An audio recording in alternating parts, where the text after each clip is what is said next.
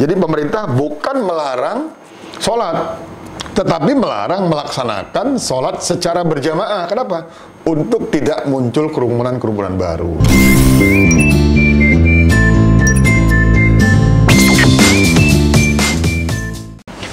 Assalamualaikum warahmatullahi wabarakatuh. Jumpa lagi bersama saya Trisno Rusli dalam programnya Podcast Cukup Pedes. Podcastnya Palpers Official yang bisa kalian saksikan di YouTube channel. Acara ini juga bisa kalian dengar di aplikasi Spotify, tetap dengan nama Cukup Pedes. Nah, untuk hari ini kita akan mencoba mendengarkan secara langsung strategi PPKM Mikro yang berlaku di Sumatera Selatan, dalam hal ini di Kota Palembang dan Lubuk Linggau. Dan hari ini saya sudah bersama Kabid Humas Polda Sumsel, Kombes Pol Supriyadi. Assalamualaikum. Waalaikumsalam warahmatullahi wabarakatuh. Ya, selamat siang pemirsa sekalian yang berbahagia.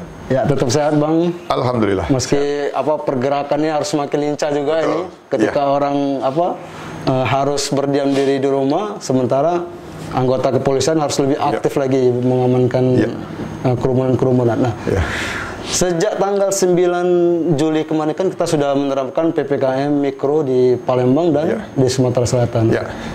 Untuk peran kepolisian sendiri seperti apa nih, Bang? Yang pertama perlu kita sampaikan rekan-rekan sekalian bahwa awalnya kita tidak masuk dalam PPKM Mikro yang diperketat. Namun seiring dengan perkembangan kenaikan kasus COVID-19 di Sumatera Selatan, kita masuk dalam PPKM Mikro yang diperketat namanya, ya.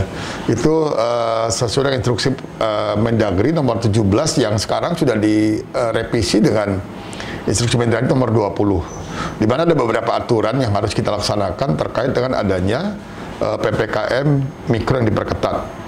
Perlu kami sampaikan bahwa kenapa ini dilaksanakan atau kita mendapat termasuk sasaran sasaran untuk melaksanakan PPKM Mikro diperketat ada di 2 kabupaten. Yang pertama di Kota Palembang sendiri, kemudian yang kedua di Kota Lubuk Linggau. Kalau kita lihat dari data yang ada, per tanggal kemarin, tanggal 12 ya, tanggal 12 itu kenaikan terkait dengan dampak COVID hanya 491. Per hari ini kenaikan 400. Iya, satu hari. Masya Allah. Hari ini cukup memprihatinkan. Jumlahnya 781. Cukup tinggi ini ya. Jadi memang sudah wajar berarti kita dikenakan di PPKM Mikro diperketat. Jadi rekan-rekan sekalian bahwa kenaikan angka terkait dengan dampak COVID-19 ini per tanggal hari ini yang 781 itu betul-betul luar biasa. Ya, padahal kita berharap sebelum-sebelumnya bahwa kenaikan itu hanya berkisar hanya sekitar puluhan saja. Sementara hari ini sampai dengan 781. Nah, ini sangat memprihatinkan. Terkait dengan PPKM Mikro yang kita laksanakan, ya, kemarin Bapak Kapolda langsung meninjau ke Lubuk Linggau. Beliau akan memastikan apakah PPKM Mikro yang diperketat yang dilaksanakan di 2 kota tadi, baik itu di Kota Palembang dan di Kota Lubuk Linggau, betul-betul dilaksanakan. Nah, kemarin dibagi oleh Bapak Kapolda, Pak Wakapolda berserta tim melaksanakan pengecekan di Kota Palembang, kemudian Pak Kapolda dengan beberapa staf beliau meluncur ke Lubuk Linggau untuk memastikan bahwa PPKM Mikro yang diperketat khususnya di Lubuk Linggau betul-betul dilaksanakan dengan sebaik-baiknya dalam rangka tadi memperkecil dampak daripada penularan COVID-19 di Provinsi Sumatera Selatan. Ya.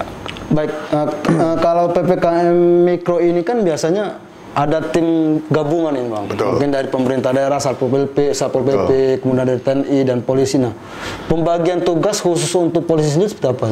Nah, seperti tadi saya sampaikan bahwa terkait dengan pencegahan COVID-19 ini tidak hanya menjadi tugas daripada kepolisian saja atau daripada TNI, tapi ini merupakan tugas bersama, di mana kalau kita ketahui bahwa ada Satgas COVID-19 namanya. Di situ merupakan gabungan dari beberapa stakeholder, baik itu dari pemerintahan, dari kepolisian maupun dari TNI. Dan pemerintah cukup banyak yang terlibat, misalnya dari Dinas Kesehatan, kemudian dari Satpol PP, kemudian dari kepolisian dan dari TNI. Satgas ini melakukan beberapa penertiban. Salah satu menjadi tugas kepolisian adalah melakukan penyekatan di daerah-daerah yang memungkinkan keluar masuknya orang melalui Sumatera Selatan. Salah satu contoh misalnya ada pos sekat yang kita miliki di perbatasan antara Lampung dan Sumatera Selatan, di pos Pematang Panggang namanya ya. Di tol itu? Ya, di tol. Itu kita lakukan penyekatan, kita memeriksa bagi masyarakat yang akan memasuki atau keluar daripada kota Sumatera Selatan, ya, dengan beberapa syarat-syarat yang sudah ditentukan. Salah satu contoh misalnya, bagi masyarakat yang akan keluar atau masuk Sumatera Selatan, dia harus memiliki 2 surat. Yang pertama surat bebas rapid test bahwa yang bersangkutan memang negatif terpapar COVID-19. Yang kedua, yang bersangkutan harus memiliki sertifikat bahwa yang bersangkutan telah dilaksanakan vaksin. Nah ini ada 2 surat yang harus dimiliki. Walaupun terkadang kita masih menemui masyarakat di lapangan yang masih belum atau patuh terhadap aturan-aturan tadi. Jadi terkadang juga terjadi miskomunikasi antara petugas dengan masyarakat tadi. Sementara terkait dengan PPKM Mikro yang diperketat memang ada beberapa ketentuan. Jadi antara PPKM Mikro darurat dengan PPKM Mikro yang diperketat memang ada perbedaan. Betul. Kalau darurat itu di Jawa Bali. Sementara ini yang darurat adalah di daerah Jawa dan Bali. Dan ketentuan itu berbeda. Misalnya di sana terhadap pekerjaan yang non-esensial 100% tidak melakukan kegiatan, tetapi kalau diperketat ada 25% yang memang mereka masih bisa melakukan pekerjaan. Jadi ada beberapa perbedaan antara PPKM yang darurat dengan PPKM yang diperketat. Artinya kalau ada orang yang masuk ke Palembang itu harus memiliki vaksin dan sertifikat bahwa dia dari kalau salah satu tidak dimiliki seperti apa? Di pos Pematang Panggang kita siapkan untuk tes rapid di sana. Jadi kalau memang ternyata hasil tesnya reaktif, ya kita akan kembalikan untuk tidak memasuki kota. Walaupun sudah memegang vaksin tadi. Betul, karena kan vaksin tidak menjamin bahwa dia tidak terpapar COVID-19. Cukup banyak masyarakat kita yang sudah divaksin, tetapi juga masih terpapar COVID-19. Nah, ini kan sudah berjalan udah beberapa hari ini, Bang. Udah hampir 1 minggu ya, 1 pekan. Nah, mungkin evaluasinya apa nih? Temuan-temuan yang paling banyak di petugas lapangan apa nih? Nah, sampai dengan saat ini memang terkait dengan PPKM Mikro yang diperketat di kita ini masih kita temukan beberapa masyarakat atau kelompok-kelompok yang belum memahami betul apa yang dikatakan PPKM Mikro diperketat. Misalnya salah satu contoh, misalnya di situ kan sudah ditentukan jam batasan-batasan yang sudah digariskan. Contohnya misalnya terhadap rumah makan sudah dibatasi bahwa pada pukul 17.00 sudah tidak boleh tutup lagi. Tetapi kita masih temui di lapangan ya antara Satgas COVID-19 dengan tim yang ada masih cukup banyak kita membubarkan tempat-tempat makan, tempat-tempat keramaian yang sebenarnya mereka harusnya sudah tahu bahwa itu sudah tidak boleh dalam rangka tadi mencegah penyebaran COVID-19 tadi. Ya, kalian di hari pertama pun Kapolres Tabus waktu itu udah meninjau, udah memberikan arahan. Betul. Termasuk masih ada orang yang pesta gitu loh. Padahal sudah dijelaskan bahwa pesta keramaian, misalnya ada hitanan, ada itu kan cukup banyak yang sudah kita bubarkan. Jadi mereka sudah tahu tapi tetap dilaksanakan. Padahal itu kan ini yang kita lakukan ini adalah bukan untuk kepentingan kepolisian, tetapi untuk kepentingan masyarakat. Ya, tapi sebenarnya kalau terkait dengan mikro ini kan ibarat buah si malakama juga nih, Bang. Untuk yang untuk yang pedagang-pedagang seperti itu kan.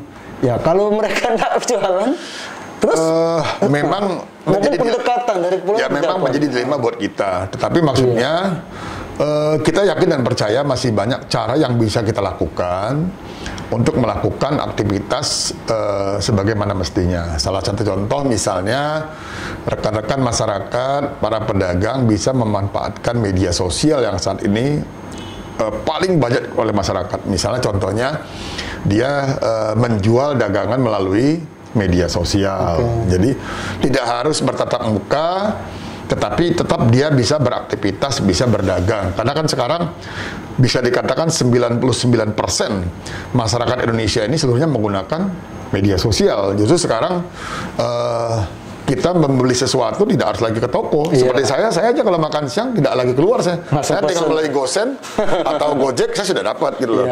Jadi kan itu sebenarnya bagi yang memahami itu, Bang. Cuma makanya kalau pedagang tradisional kan ibu-ibu, saya sampaikan bahwa pekerjaan ini tidak hanya menjadi pekerjaan pemerintah saja, ya, tetapi juga pekerjaan bagi rekan-rekan anak-anak muda yang memiliki kemampuan di bidang IT sebenarnya. Jadi dia bisa membantu masyarakat dengan cara apa? Dengan cara membantu para pedagang-pedagang lemah memasarkan produknya melalui media sosial. Jadi anak-anak muda misalnya, milenial juga. Jadi kaum milenial misalnya silakan dia bergabung dengan siapa nih? Oh, misalnya salah satu pedagang pecel lele yang tidak punya kemampuan IT ya dibantu. Dengan menggunakan akun yang bersangkutan kan bisa dibantu untuk menyampaikan kepada masyarakat bahwa yang bersangkutan masih dagang loh. Ini loh, tapi melalui media sosial gitu loh. Nah kemudian ini kan sebentar lagi kita Lebaran Idul Adha nih. Kalau nggak salah tanggal berapa? 20. Pas hari terakhir PPKM untuk tahap pertama ini. Nah mungkin seperti apa nanti? Yang pertama yang kita harus sampaikan kepada masyarakat, kalau kita lihat bersama rekan-rekan sekalian bahwa sebenarnya COVID-19 per bulan Maret itu sudah cukup turun sebenarnya.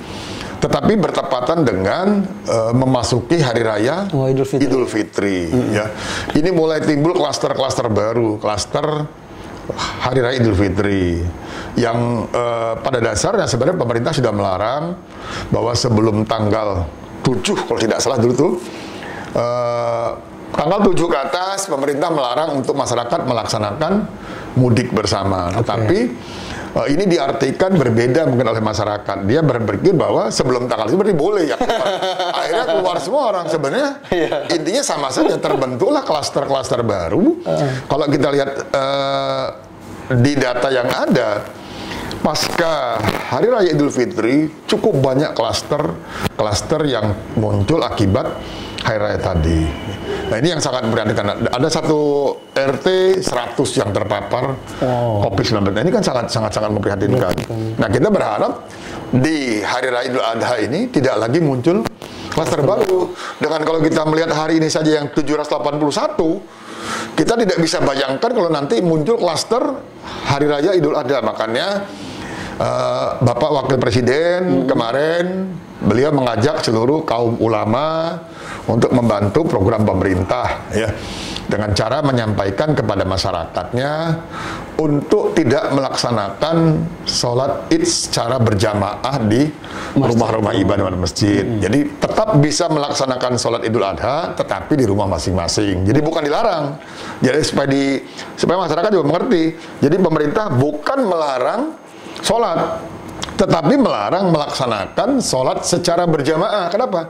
Untuk tidak muncul kerumunan-kerumunan baru. Jadi silakan tetap melaksanakan ibadah, tetapi di rumah masing-masing. Kalau melarang sholat berarti pelanggaran HAM juga itu. Makanya kan disampaikan tidak melarang sholat. Yang dilarang adalah melaksanakan sholat secara berjamaah. Kenapa? Karena dikhawatirkan menjadi klaster-klaster baru atau berkumpul. Jadi jangan disalahartikan bahwa di dalam PPKM kan ada tuh. Ya, jadi bukan melarang ibadah, tidak, melarang ibadah secara berjamaah, tetapi ibadah sendiri-sendiri ya dilaksanakan. Artinya dari kita sendiri memastikan Idul Adha itu tetap bekerja, mengawasi, memperketat. Kalau kita sesuai dengan aturan kita tadi, tidak ada liburnya, kita justru malah di hari Idul Adha nanti justru kita akan melakukan pengecekan, melakukan pengawasan kepada masyarakat supaya masyarakat tidak berkumpul nantinya. Kombes Pol Supriyadi mungkin ada pesan-pesan untuk pemirsa Joko Pedes terkait dengan peringatan Hari Lebaran ini seperti apa nanti? Makasih. Jadi kepada para pemirsa Joko Pedes, kami dari pihak kepolisian Sumatera Selatan menghimbau, yang pertama mari kita dukung program pemerintah, karena program ini yang perlu kita ketahui adalah bukan program untuk kepentingan pribadi, tetapi ini adalah untuk kepentingan masyarakat yang cukup luas. Jadi kita harus bisa menilai apakah lebih besar manfaatnya atau mudaratnya. Kalau memang itu lebih besar mudaratnya, lebih baik kita tinggalkan. Kemudian kepada para masyarakat, mari kita jaga diri kita sendiri, paling tidak di lingkungan kecil kita, untuk tidak menyebarkan virus COVID ini. Kalau masing-masing orang sudah bisa menjaga diri sendiri, insya Allah itu akan lebih mudah. Karena kalau masing-masing orang menjaga diri sendiri, otomatis akan terjaga, tidak terpapar ke yang lain. Nah, kemudian kepada masyarakat, khususnya para pengelola usaha, sementara mari kita dukung program ini. Mungkin kita bisa laksanakan usaha yang sudah kita laksanakan tadi dengan merubah polanya saja. Bagaimana cara kita berjualan, bagaimana cara kita menyajikan kepada orang. Kalau memang saat ini memang tidak ada komunikasi langsung antara masyarakat dengan antara pedagang dengan masyarakat, ya mungkin bisa digunakan pola-pola lain, misalnya melalui take away atau melalui GoFood atau GoSend, gitu. Atau jangan makan di tempat lah, itu. Jangan makan di tempat. Beli bungkus, makan di rumah. Karena gitu. Kita lihat hampir di sebagian di Jakarta, saya kemarin ke Jakarta, hampir seluruh rumah makan mereka tidak membuka tempat makan di situ. Jadi mereka hanya take away. Kita nyampe beli langsung pulang. Jadi nggak boleh. Nah, kita berharap di sini, walaupun kalau kita lihat di Palembang masih cukup banyak itu, ya tempat-tempat makan yang masih melayani makan di tempat gitu. Padahal ini resikonya cukup tinggi gitu loh. Ya mungkin kunci dari penekanan pencegahan COVID-19 ini ya lebih ke disiplin. Ya, karena betul. Kalau disiplin sudah melekat di kita masing-masing, insya Allah kalau masing-masing menjaga dirinya, saya yakin itu akan berhenti. Oke, betul. Ya kan, akan berhenti penyakitnya. Iya, kita berharap dengan perketatan PPKM Mikro ini ya bisa menekan lagi lah, menekan lagi. Ya. Karena ini cukup tinggi, sudah 781. Kita berharap bisa turun ke 30, 40. Nah, semakin kalau bisa jangan sekali, Bang. Ya, jadi karena kalau tidak ada kesadaran dari masyarakatnya akan sulit. Karena kalau hanya menyerahkan kepada petugas saja, impossible itu bisa turun dia gitu lah. Baik, pemirsa Cukup Pedas, sampai di sini dulu perbincangan kita dengan Kabid Humas Polda Sumsel, Kombes Pol Supriyadi, langsung dari ruang kerjanya Kombes Pol di Polda Sumsel. Sampai jumpa di lain kesempatan. Saya Trisno Rusli. Wassalamualaikum warahmatullahi wabarakatuh. Waalaikumsalam warahmatullahi wabarakatuh. Terima kasih banyak. Terima kasih.